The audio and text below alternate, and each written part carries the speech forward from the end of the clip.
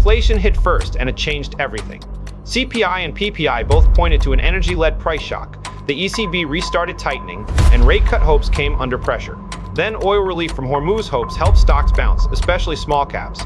But the consumer picture stayed fragile, with sentiment still weak and inflation expectations too high for comfort. Welcome back to the weekly market recap. The first thing to know is simple. Inflation hit the tape first, and it changed the rate conversation fast. The May CPI report put headline inflation at 4.2%. That was up from 3.8% in April, and it landed on June 10th, right in the middle of the week. CPI is the Consumer Price Index, the basic inflation gauge for what households pay across goods and services. When that number reaccelerates, the market has to ask whether the Federal Reserve really has room to cut rates. That is why this report mattered more than a normal data print. It raised the bar for risk assets. The key thing is that this was not a clean, broad inflation surge, it was an energy-led shock. Headline CPI rose 0.5% month-over-month in May, after 0.6% in April. Core CPI, which strips out food and energy, rose only 0.2% on the month, cooler than April's 0.4%.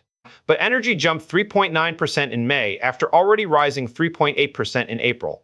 And gasoline was the pressure point, up 7% on the month and 40.5% from a year earlier. Food was less dramatic, rising 0.2%, with groceries up 0.1% and restaurant prices up 0.3%.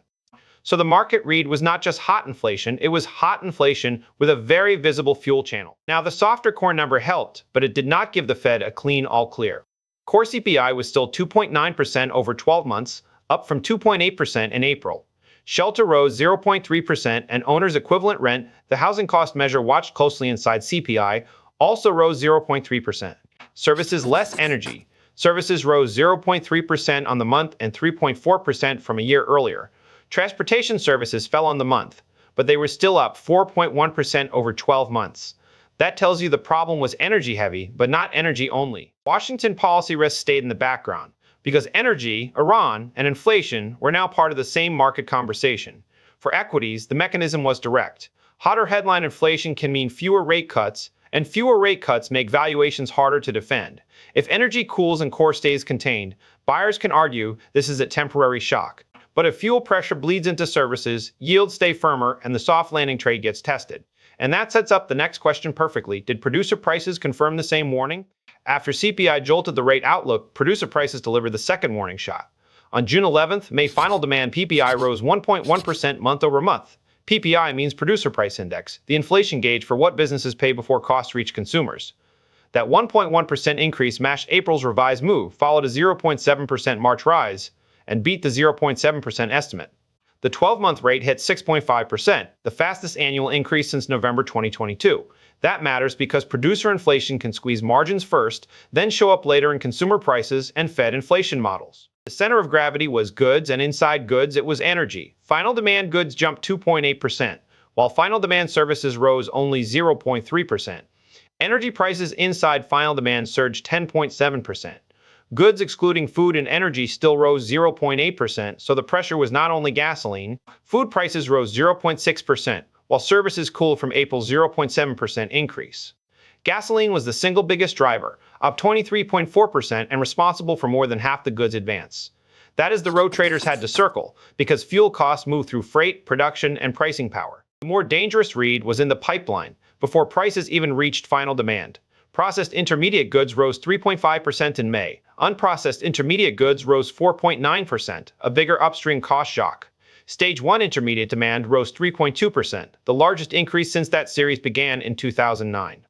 That tells you the inflation problem was moving through supply chains, not just sitting at the consumer checkout line. For Washington and markets, this kept energy inflation tied directly to policy pressure. If producer costs cool, the market can call this an energy spike. But if they keep feeding into PCE inflation, rate cut confidence weakens and yields stay harder to push lower. So the next question is whether central banks respond to the same signal, starting with the ECB. After producer prices flash red, Europe added the policy confirmation. The ECB raised all three key rates by 25 basis points. This was the ECB's first rate hike since 2023, and has shifted the story from local inflation to global tightening risk. The decision landed on June 11th, inside the same inflation-heavy week. A basis point is 1/100 of a percentage point, so 25 basis points means a quarter-point move. For markets, that means higher cash rates, tighter financial conditions, and tougher discount rate math for equities. The concrete move was the deposit facility rate going from 2% to 2.25%. That deposit rate is the return banks earn for parking money at the central bank. The main refinancing rate rose to 2.40%, and the marginal lending rate rose to 2.65% effective June 17th. The backdrop was inflation above target. The ECB wants 2%. May Euro area inflation was 3.2%, pushed by the energy shock. The market problem is that Europe was not hiking into a clean growth boom. Higher energy costs were already squeezing households and companies. Now tighter credit adds another layer, especially for rate-sensitive sectors. Banks can get some margin help from higher rates, but broad Eurozone equities still have to price weaker growth risk. That is why this decision mattered beyond Frankfurt. The White House backdrop still mattered because Iran, energy, and inflation were linked across markets. If energy relief holds, the ECB may not need a long hiking cycle. But if the shock persists, the euro can get rate support while growth worries deepen.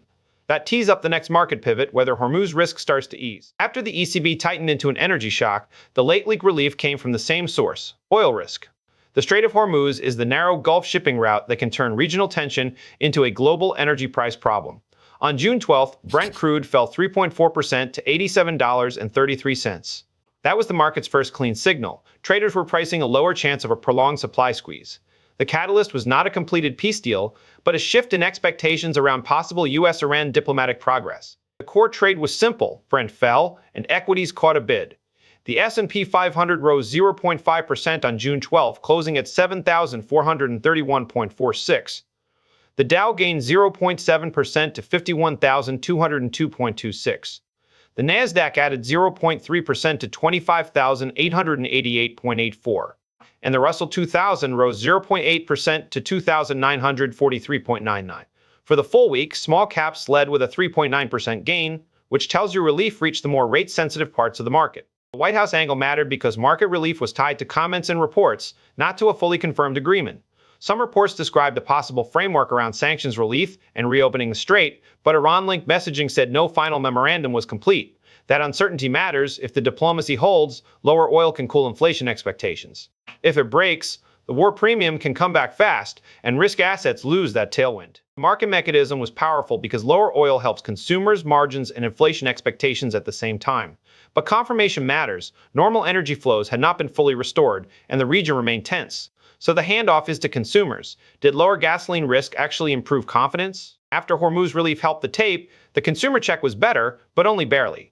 June sentiment rose to 48.9 as gasoline prices eased. That was up from 44.8 in May, but still far below last June's 60.7. Consumer sentiment is a confidence gauge. Weak readings warn that households may pull back spending. So the market got relief, not a clean recovery signal. The shape of the data matters more than the one-month bounce. May was 44.8, a deeply depressed level. June improved to 48.9, helped by early month gasoline relief. But June 2025 was 60.7, so the headline index was still down 19.4% year over year.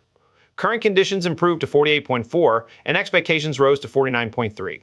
That is better momentum, but not healthy consumer psychology. Bonds had a harder read because inflation expectations stayed uncomfortable.